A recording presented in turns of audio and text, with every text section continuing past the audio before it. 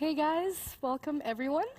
Thank you so much for joining me today. My name is Liselida Los Angeles Guzman Rodriguez, and I'm a 2D, 3D illustrator.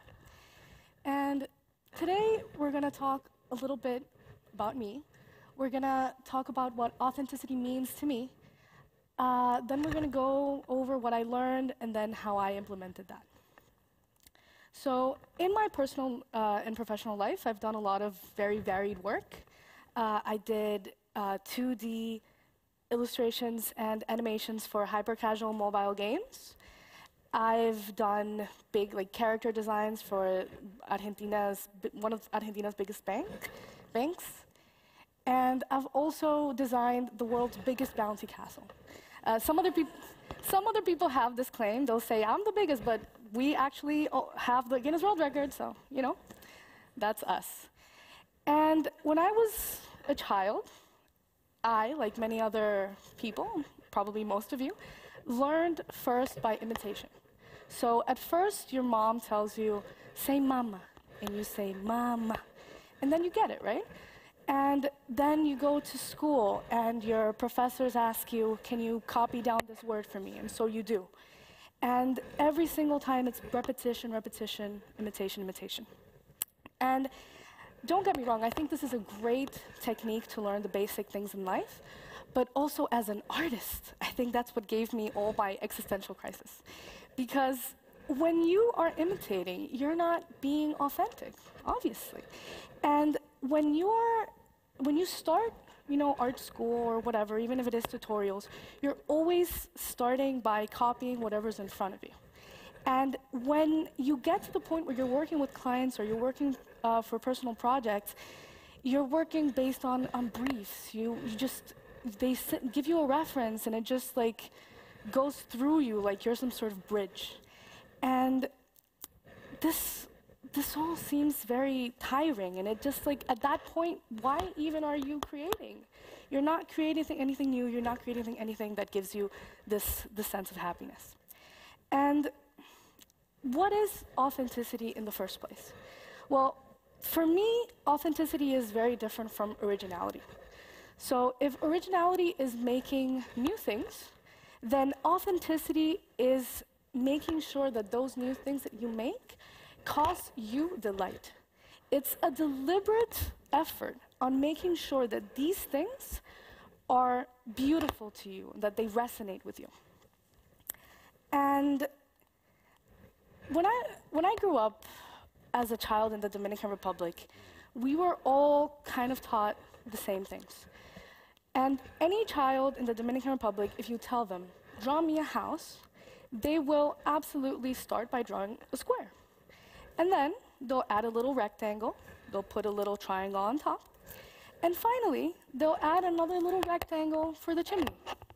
Now, where in the Dominican Republic, in this beautiful tropical island, do you think would be a chimney? It doesn't make sense.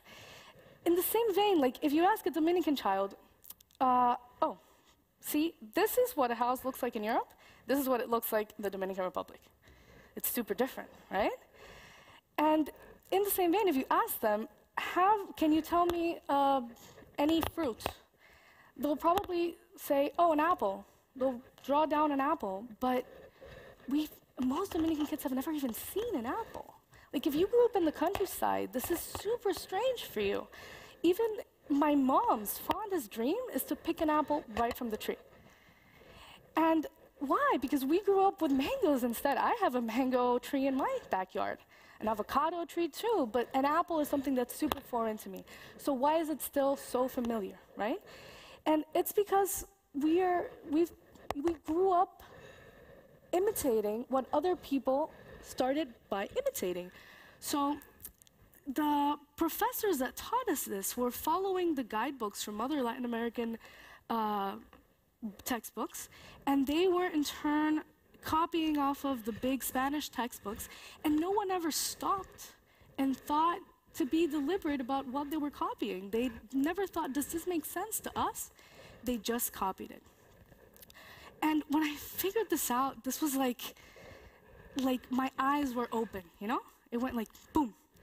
And immediately immediately I started looking at things from another perspective, because it was so strange to me that all these things around me just didn't make any sense, and we were trying to kind of force them to make sense. Because I don't know if did everybody here grow up in Europe? Did anybody grow up outside of Europe or North America? So a couple people, right? And when you see the whole body of works that's available to you in like Dribbble and Pinterest and Instagram, it's all conforming to this very specific European ideal. Because this is what's familiar to us, this is what we grew up learning, this is what we see in tutorials, and a part of me thinks this is super beautiful, that human beings are so eager for this connection that they're willing to forego reality, and they're willing to represent things differently, you know? In my country also, there's this thing, because we have a very thick accent in Spanish. Immediately when you hear us talk, it's like nothing you've ever heard before, right?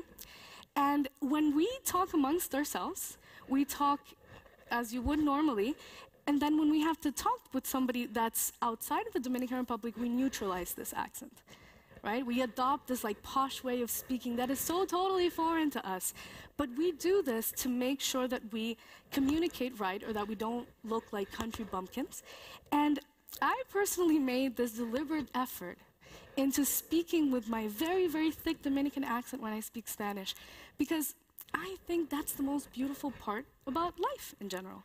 These little differences that we have, they make our work so much more interesting. Like sometimes it's so hard to see, like you're scrolling and everything looks exactly the same and you don't know whose work is who. And you're like, oh yeah, I saw your work. No, you didn't. That's somebody else's work, you know? So I want to, like, for the time that I have here, what I want to do the most is sort of show you guys how I broke free of this mentality, and I started learning and seeing new things and observing new things in a different lens. So I'll show you one of my first renders. And you see? It sounds familiar? Same little house, same little chimney. And for the life of me, I didn't know why my work was so bad. Because I was trying to imitate so many things that I saw. Like I was in this like game design thing. I wanted to do like the isometric, you know, the tilt shift. But I didn't know that. I don't think I even knew those terms in that specific moment when I did that. I just knew that there was something that I liked about this, and I wanted to imitate it. But there was no like little neuron that was like, why the heck are you doing this? Like, have you ever been to one of these houses? Have you ever had to cut up blocks? No, you didn't. Come on. So this is why this sucked. So how did I change that? Number one, I started asking why. You know the little toddlers that are like, why? Why is this a million times a day? Why is the sun yellow? Why is it? This is the person that I needed to become in order to achieve what I wanted to achieve. And when I started asking why, immediately my work started to change. And I started not just asking why things were the way they were, but why those things made me happy. And as you can tell, like immediately I was like, color. And you start asking the whys and the whatnots, and slowly it all starts taking shape. The second thing that I did was I made lists. And the weirder the lists are, the better. Like I have so many lists, like absolutely deranged lists. I have lists of the one list saying the last cigarette that I smoked. One really stupid game idea that I still think, I think it's pretty cool. Card capture secure monster catcher? Come on guys, it's genius. I even have a script to order Döner in German because my German is so bad and it gives me so much anxiety. And I even have like this remedy. One of my aunts says that you need to boil an onion in Coca-Cola and then eat the onion. So in case any of you guys are sick. So once I started making those lists, my work started to change even more. And it started to change in a way that I really, really enjoyed. Because not only were those lists about silly things, but it also captured specific moments in life. Like some people might, you know, write in their diary. I like to write lists. And some of those lists are about feelings, like the feeling that you get when you're walking in your grandmother's terrace. And that's what I wanted to capture in the render you see over there with the lollipops. I wanted to, like, that's a self-portrait. I don't know if you can tell, but I have that specific outfit, and I love that way, the way it made me feel. And I wrote it down because I wanted to remember how powerful I felt, how happy I felt, and I feel like that started to show through my work. And once I went and I had an empanada, I don't know if you know, they're fried dough pockets. And I put so much ketchup that it just like started dripping down my fingers, and I was like, ah, yes, I need to write this down because this is so remarkable to me. And it started changing in me. But you know, this wasn't enough. I still had like some work to do. So I started looking at other Dominican artists as well, because you don't see Dominican artists represented like in dribble. You don't see any single one Dominican artist doing things unless it's like for a very specific like event. You don't see it in your day-to-day life. Like, have you ever noticed that when you're looking up for pictures, you go on Google or wherever and you look up drawing of somebody eating an ice cream? You never get people who are in any way diverse. You don't see people with tattoos. You don't see people with disabilities. You don't see people who are gender nonconforming. You don't see these things because, one, people want to simplify the message, yes, but also they're not, you know, people with disabilities, they eat ice cream too. Like, why am I not seeing them when I look it up? It's as if only one sort of normal exists. And we all know this isn't true. So I started looking into other Dominican artists. This is very famous Dominican painter Guillo Perez, and I did like a little homage to him, little rooster. I love them. And once I started getting the hang of, you know, doing all those things, I started mood boarding. And I mood board everything. Like, I mood board the clothes I'm gonna wear. I mood boarded what I'm gonna wear today. I mood board the things I'm gonna eat. Everything to me is a mood board. Like, when I have to cut my hair, I hand the hairdresser a mood board. It's ridiculous. But it helps me not just get in touch with who I am as a, you know, as a designer when I'm working, or like as an illustrator when I'm working. It helps me connect with these concepts that normally you're not visualizing in your day-to-day life. It starts to give them shape, and this is so powerful. So these are all the little, I guess I should have talked in that slide, huh? But the one last thing that I do is I explore. And you don't need to go out in the world, like even if you're exploring online, like that counts too. But I needed to get out of wherever I was and to see other people and to, you know, try different foods in order to get a better understanding of the world that I come from, because only by contrast can you see what's in front of your eyes. So when I moved to Berlin, I think you can tell my work changed a little bit, right? I started meeting a lot of new people who had these really interesting ideas. And the one thing about Germany that I will say compared to where I'm from is how diverse it is, how people are not afraid of being themselves in many, many ways. And it gave me the courage that those things that I had bottled up, it gave me courage to like show them out and be a little weird, because why the heck not? And don't ask where the illumination of the mouse is coming from. I don't know either. It's just, you know, ethereal. And this was such a fun process for me, and it still is, just thinking about like seeing things and being able to be like, oh yes, this is so different from this. I'm enjoying this process a lot. And finally, the last thing I did was to imitate. And I know, like, I just talked to you like, oh, imitating is so bad. But no, imitating is a great tool in order for you to develop your style even more. It's just you have to be deliberate when you do. You have to understand what you're imitating. Otherwise, you're not gonna be authentic. So I'm gonna start showing you this project that I recently actually just finished. And this is a project that is very, very dear to my heart. I did this with my very close friend, Cara Lahara. And also, I have to thank my darling husband, who's sitting right over there, because this was like a group effort. This was really, really, really difficult, but really fun for me. So I did the exact process that I just described. First of all, I asked why. And because it's something about Lucky Charms, you know, like fortune and luck. I just had it like roaming in my head over and over again. Why are lucky charms lucky? Are they intrinsically lucky? Like, why do we have these symbols that mean these things to certain people? And I think it's because human beings assign this factor to them. Like, a table is not a table until you use it as a table, right? And I don't want to get too philosophical, but I thought the idea was really interesting on how human beings are so, have such a pliable minds and want to believe things. And I want to believe that I can make my own charms and have them be lucky, so why not? Then we made lists. We made so many lists. I had a hard time finding them because they were all scattered, but like every single piece of paper in my desk has another little list, like on email, on WhatsApp.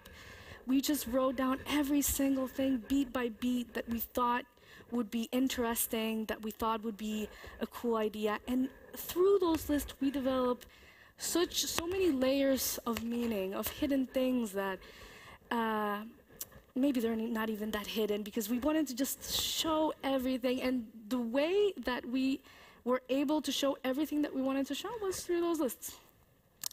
And then, of course, we mood boarded. We went on Pinterest, like everybody does, and we picked the images that resonated with us the most. And we spent weeks just doing the mood boards, just trying to find how other cultures represented their luck, how other cultures embodied and represented their idols, how they were painted, the history behind it. This was, for me, one of the funnest processes. And then we explored. We went out into the world, and we looked at things, and the things that we saw, we began to see our characters in them. Like, maybe these flowers that you see over there are, the home of one of the characters. Maybe they're hidden and buried there, We saw a sign that said fortune, and I was like, it's a sign. And then everything just informed what we wanted to do. We took pictures, we explored, we online everywhere. And then, of course, we imitated, because, come on, like, this works amazing. Like, Sonia Lasso, like, Steven Universe, Hypothalamus Core, like, those people are awesome. And at some point, I was like, you know what? Like, I don't want to, like, this is exactly what I want to do. And it's not that I copied them, but I took the things that I felt made that special, and, I put a little twist in it, we made it our own. And then we got to work. So I sketched, Kata sketched. Hers are the really nice ones you see here. Mine are the really bad ones you see over there. But we had fun, and it was to get the general mood of what we wanted to create. And early on, we knew that we wanted it to be a character, because we felt that this personification of this concept was just going to be so powerful. And then I went in and I did the vectors, right? Because the kind of modeling that I do, the 3D modeling that I do, is box modeling. I don't sculpt. So in order to get the shapes looking good, I always go in and check it out as a vector. So we have these 3 characters. This one represents, the star represents wealth, the little flower represents health, and the heart represents love. And we created this whole visual language, chose these colors, just in a very deliberate way to really communicate what we wanted to best. And then when I finished this, Kara, obviously, she had some pointers. She's like, no, this looks too boring. We need to do more. And she was right. Look at how gorgeous her additions are. This went through so many processes. Then we started to model. And then this is where the fun began, because it's so tough. And we were able to kind of get it as close as we could to the original designs, which is always super important. We iterated a bit, changed some things here and there. We started getting a little bit more comfortable, started doing things that were a little bit more difficult. And then we got it. We were so happy with how true to life, to our idea, this was. And then we failed, because obviously, like, things are gonna glitch, things are gonna, come out wonky, and you can't just sit down and cry even though you want to. I mean, I wanted to. You just gotta push on. And then we started to have it. Like it was in our grasp. It was right here. But then we gave up. I had all the deadlines just beating down on me. Like people were like, do you have the files yet? Do you have? And I was like, I don't. So I did whatever I thought I could. And I was like, this is the best that it's going to look. Do I have an image? No, I don't. And I think this was the image. But anyway, I thought this was the best this was going to look. Maybe like a little light, but I was still so not happy with it. So I washed my face. I went back in. And this is where I started seeing a shift. Because these characters, for the first time in my life, these characters that to me were so like impersonal, because I would just, remember I used to just copy things. They didn't matter. So it didn't really matter if I did a good job or a bad job. It just mattered that maybe the client liked it. Maybe the only thing that matters was that I would get likes from it, But when I did this process, these characters became so real in my mind. And I just knew that I had to do something better for them. So, I started playing around with them. I started adding and taking away. And finally, we got it. We got a shot that we were happy with. Now we just had to do it 2 more times. So I did. And I added that little bit of magic. Okada was there just telling me, move this, move that. We're not seeing this.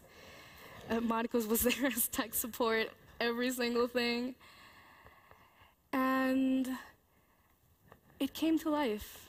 And maybe it's a little bit naive for me to think so, but I really think these charms give me luck. I think that even if I can't hold them in my hand yet, I feel like when I'm having a day where I feel poorly, I can think and visualize this, and it helps me. It becomes real. And from this, and remember the last shot that I showed you a little while ago? Remember all this mess? You see all that? Oh my God, don't look at it too hard. We got something better. We got this. And that's all for now, folks. Did I do it? Yeah? Here we go. Don't forget to register to win a Maxon 1 license. So feel free to scan that and check it out. And if any of you guys have any questions, I'd be so happy to answer them.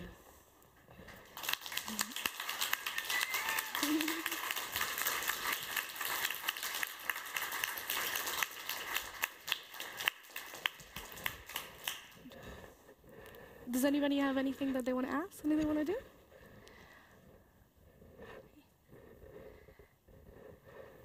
No, we got it? Okay. What would you like to know? About the characters.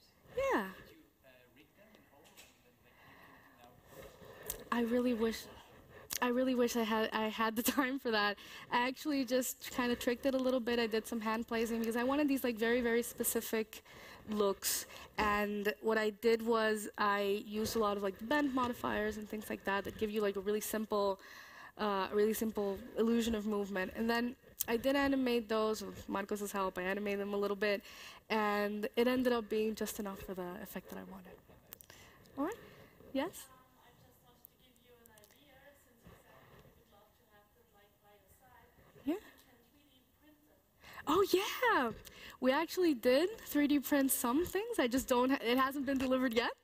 We're so excited about that, but these charms were so important to us. These ones, the ones that they're holding, the ones that are hovering. So Kara is actually a really, really talented 3D printer maker, however you call it, and she's producing every single one of them. So if you see me on Instagram, you're going to see them one day, but I don't have them yet. And anything else, guys? Yes?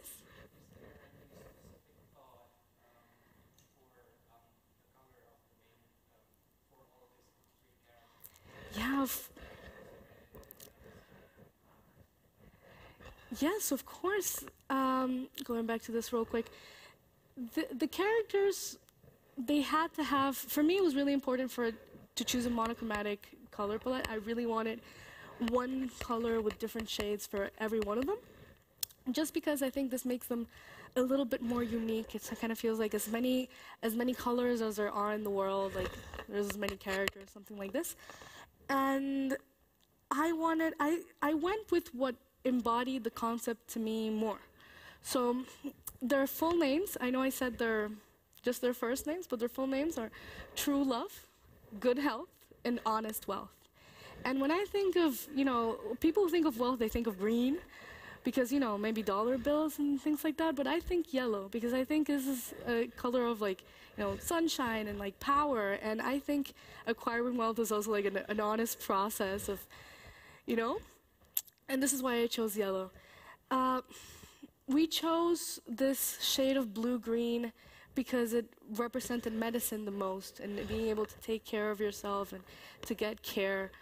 And we chose red and pink because, red heart, this one, so there's not a lot of thought to this one specifically because it's so obvious, but it's also my favorite color combination, so hey.